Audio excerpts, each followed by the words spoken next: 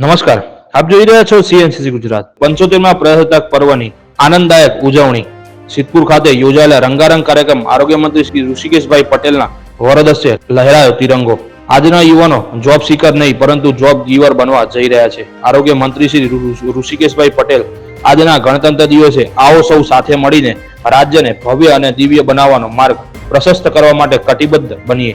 આરોગ્ય મંત્રી શ્રી ઋષિકેશભાઈ પટેલ પાટણના સિદ્ધપુર ખાતે આવેલા હાલા સરોવર મુકામે આજરોજ જિલ્લા કક્ષાએ ધ્વજવંદન સમારોહ રાખવામાં આવ્યો, જેમાં આરોગ્ય મંત્રીશ્રીની વિશેષ ઉપસ્થિતિ રહેલી હતી. મંત્રીશ્રીએ ધ્વજવંદન કરાવી પાટણ જિલ્લાના નાગરિકો પ્રજાસત્તાક પર્વની શુભેચ્છાઓ પાઠવવામાં આવી અને પાટણના સ્વતંત્ર સેનાનીઓને યાદ કરી તેમને શ્રદ્ધાસુમન અર્પણ કર્યા હતા. પ્રજાસત્તાક પર્વની ઉજવણી સમારોહના અધ્યક્ષ એવા આરોગ્ય મંત્રી શ્રી ઋષિકેશભાઈ પટેલે ધ્વજવંદન કરાવ્યા બાદ પોલીસ પરેડનું નિરીક્ષણ પણ કર્યું. પોલીસ પરેડના નિરીક્ષણ બાદ ધ્વજવંદન સમારોહમાં ઉપસ્થિત નાગરિકોને અભિવાદન કરીને જણાવ્યું હતું કે આજે સમગ્ર દેશ 75મા પ્રજાસત્તાક પર્વની ભવ્ય ઉજવણીઓ ઠેર ઠેર કરી રહ્યું છે. ભારતની આઝાદી કાજે પોતાનું સર્વસ્વ અર્પણ કરે નામી અને અનામી સ્વતંત્ર વીરો, ઉપસ્થિત મહાનુભાવો અને સર્વે ગુજરાતી બાંધવોને પ્રજાસત્તાક પર્વની કોટી કોટી શુભેચ્છા. માતાના પ્રેમથી ઉપકારથી જોડાયેલ અને માતૃસાથ માટેના એકમાત્ર પાવન ભૂમિ સિદ્ધપુર શહેર એવું ઐતિહાસિક નગરી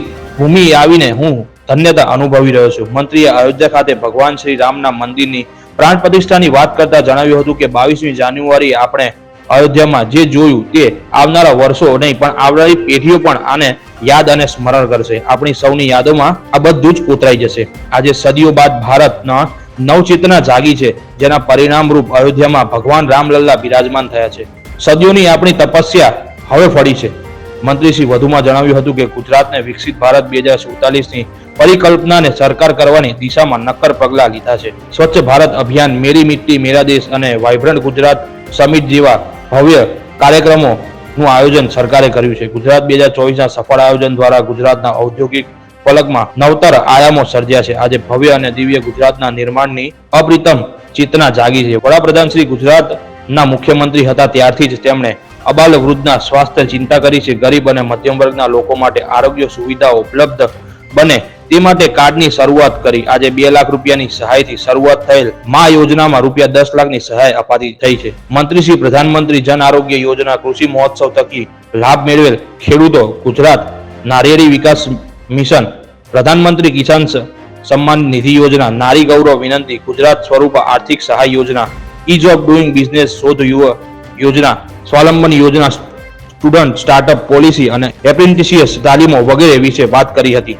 મંત્રીશ્રીએ જણાવ્યું હતું કે ગુજરાતના યુવાનો હવે જોબ સિકર નહીં પરંતુ જોબ ગીવર બન્યા છે. મંત્રીશ્રી સિદ્ધપુરના વિકાસની વાત પણ કરી હતી અને જણાવ્યું હતું કે જે રીતે સિદ્ધપુરના વિકાસ થઈ રહ્યો છે તે કહી શકાય કે સિદ્ધપુરના લોકો હવે એક નવું અને ઉજ્જવળ સિદ્ધપુર જોશે. આજરોજ આયોજિત પ્રજાસત્તાક પર્વની ઉજવણીમાં જિલ્લાની વિવિધ શાળા અને કોલેજ દ્વારા સાંસ્કૃતિક કૃતિઓ રજૂ કરવામાં આવી હતી, તેમજ જિલ્લાના વિવિધ ભાગો દ્વારા સરકારની વિવિધ કલ્યાણકારી યોજનાઓ દર્શાવવા ટેબ્લો રજૂ કરવામાં આવ્યા હતા.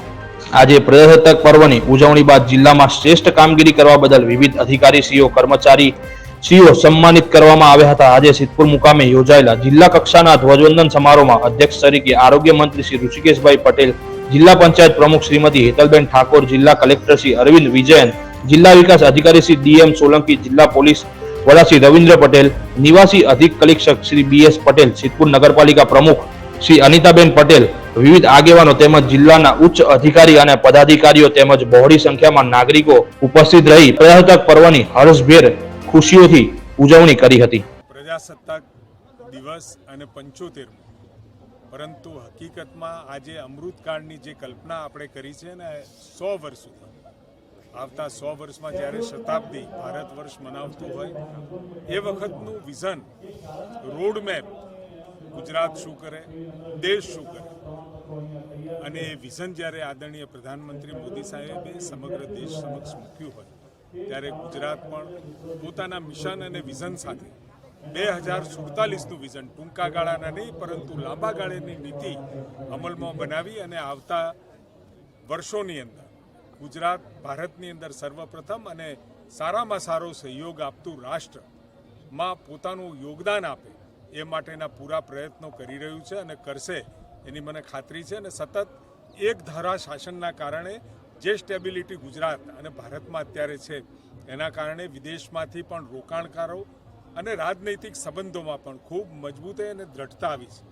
એટલે સ્વાભાવિક દુનિયાની અંદર જે રીતે ભારતનું સ્થાન બની રહ્યું છે એ પ્રજામાનસની અંદર જે વિશ્વસનીયતા રાજકીય પક્ષ તરફ બતાવી અને એક મજબૂત શાસન પ્રણાલી લોકોએ પણ આપી છે. એટલે લોકોને પણ આ 75મા પ્રજાસત્તાક દિને હું ખૂબ ખૂબ શુભેચ્છાઓ પાઠવું છું અને આવતા સમયની અંદર આવતા 100 વર્ષ જ્યારે 2047માં પૂરા થાય એ વખત દુનિયાની અંદર સર્વપ્રથમ ભારત બને એવી મારી તમામ ભારતીયોને, ગુજરાતીઓને, સમગ્ર દેશને ખૂબ ખૂબ શુભકામનાઓ. રિપોર્ટર ધ્રુવકુમાર દવે, સિદ્ધપુર.